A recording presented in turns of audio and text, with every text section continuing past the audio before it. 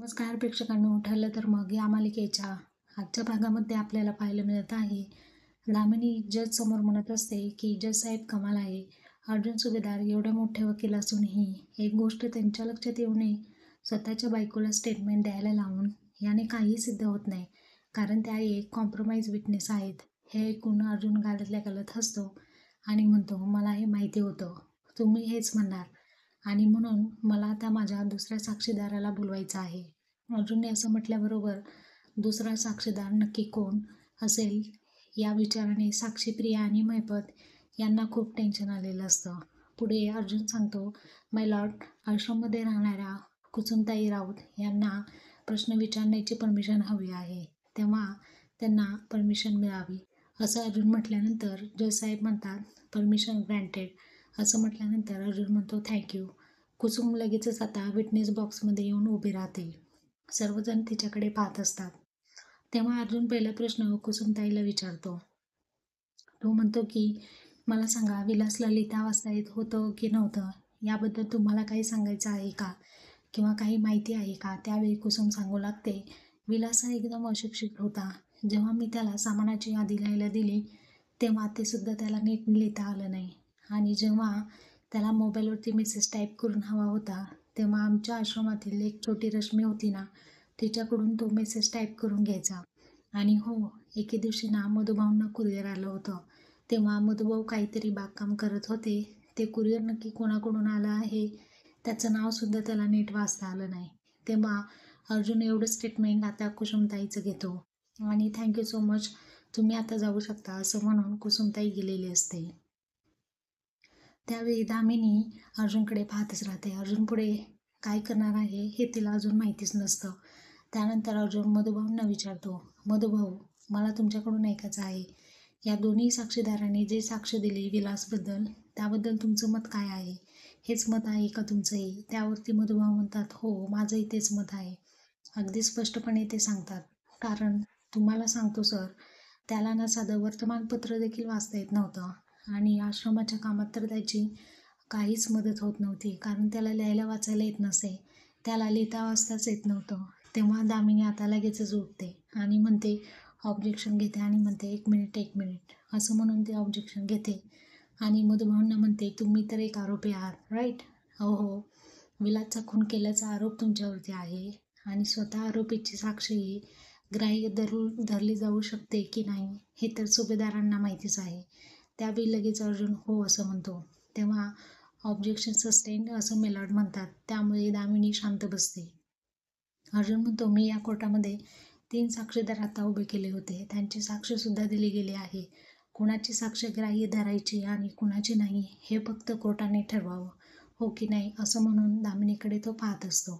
दामिनी म्हणते, but obviously मला एक कळत नाही सुभेदार, तुम्ही हा जो कोर्टाचा वेळ वाया घालवताय ना, आणि हे कशासाठी? साक्षी शिकरेला स्वतः आश्रमात जाण्याची गरज काय होती बरं? बस एवढंच आहे की अर्जुन हसतो आणि म्हणतो, सरप्राईज, कारण माझा मुद्दा इतका छोटा नाहीच आहे, कारण मेन मुद्द्याला मी हात घातलेलाच नाही आहे. अर्जुन, मी माझा खरा मुद्दा मांडलेला नाही आहे कोर्टासमोर, खरा मुद्दा तर वेगळाच आहे, असं तो दामिनीला म्हणून पुन्हा एकदा शॉक देतो. त्यानंतर तो म्हणतो, कोणता मुद्दा अर्जुनच्या पुढे असेल, असं प्रिया आणि साक्षीला पडलेला प्रश्न असतो.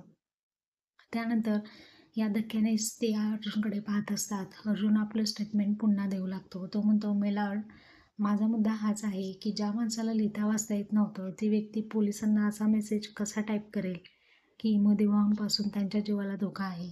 तेव्हा साक्षी, महिपत, प्रिया आणि नागराज हे सर्वजण अर्जुनचे स्टेटमेंट ऐकून घेतात आणि खूपच घाबरेगुबरे झालेले असतात.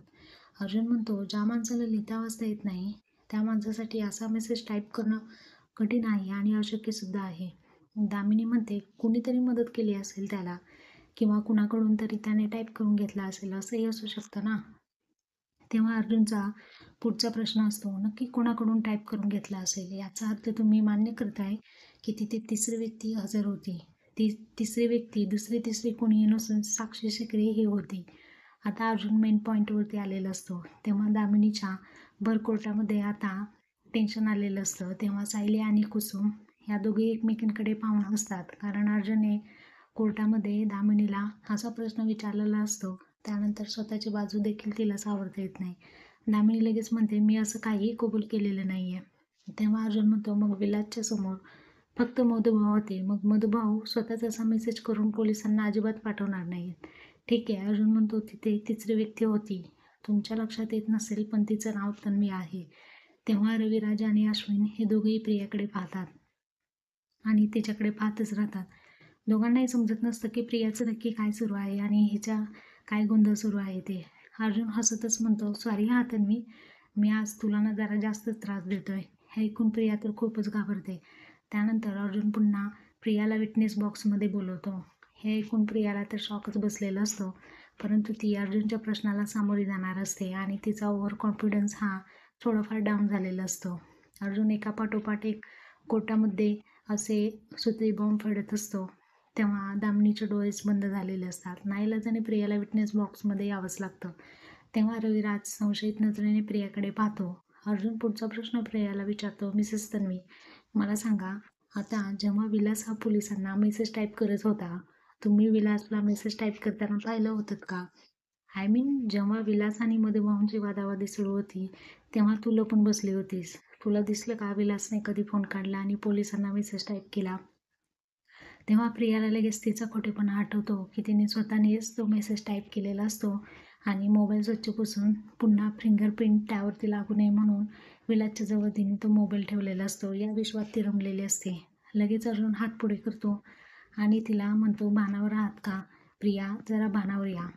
आणि म्हणतो की मला त्या मेसेजबद्दल ना, प्रिया म्हणते, मला त्या मेसेजबद्दल काहीच माहिती नाही आणि तो मेसेज करताना मी त्याला बघितलंही नाही. अर्जुन म्हणतो, अच्छा, विलासने तो मेसेज लपवण्या अगोदरच पाठवला असेल, आपण असं समजूयात, ठीक आहे. तेव्हा तो विचारतो, राईट. प्रिया नुसती अशी मान डोलवते. अर्जुन हसतो आणि म्हणतो, एक असा माणूस ज्याला लिहिता वाचता येत नाही आहे, तो मेसेज पाठवतो आणि असा एक माणूस तो म्हणतो, आता मी तुम्हाला ना आणखीन एक जादू दाखवणार आहे, रेडी आहात का सगळेजण? असं म्हणून एकामागोमाग एक पुरावे अर्जुन सादर करत असतो. तो तिच्यावरती हसतो आणि मग म्हणतो, मला एक सांग, जर पोलीस स्टेशनमधून आश्रममध्ये यायचं म्हटल्यानंतर गाडीने किती मिनिटामध्ये येऊ शकतो अंदाजे ॲटलिस्ट? त्यानंतर तुला माहितीच असेल ना. ती म्हणते 15 ते 20 मिनिट लागत असतील. अर्जुन सांगतो 15 ते 20 मिनिटं. ठीक आहे. 15 ते 20 मिनिटं खूप झालं. जस्ट आपण इमॅजिन करू ट्रॅफिक जाम असेल तर 30 मिनिटे गृहीत धरूयात. तेव्हा अर्जुन जज साहेबांना सांगतो की सगळं काही नोट करून घेत असतात. अर्जुन आता पुरावे लगेचच चैतन्यकडून घेतो आणि जज साहेबांना सादर करतो. तो म्हणतो की हा विलासचा पोस्टमॉर्टम रिपोर्ट आहे आणि डेथ सर्टिफिकेट आणि मेसेज आल्याची टायमिंग देखील इथे मी मेन्शन केलेले आहे. मृत्यूची वेळ, पोलिसांना मेसेज आल्याची वेळ तुम्ही प्लीज चेक करा. आणि तो रिक्वेस्ट करतो जज साहेबांना. आता सगळ्या गोष्टी जज साहेब चेक करत असतात. सर्वांच्या मनाची धाकधूक वाढलेली असते. मैपत मात्र डोळे वटारून अर्जुनकडे पाहत असतो, कारण अर्जुनने कोर्टामध्ये एकामागून एक असे बहुसंख्य पुरावे सादर केलेले असतात.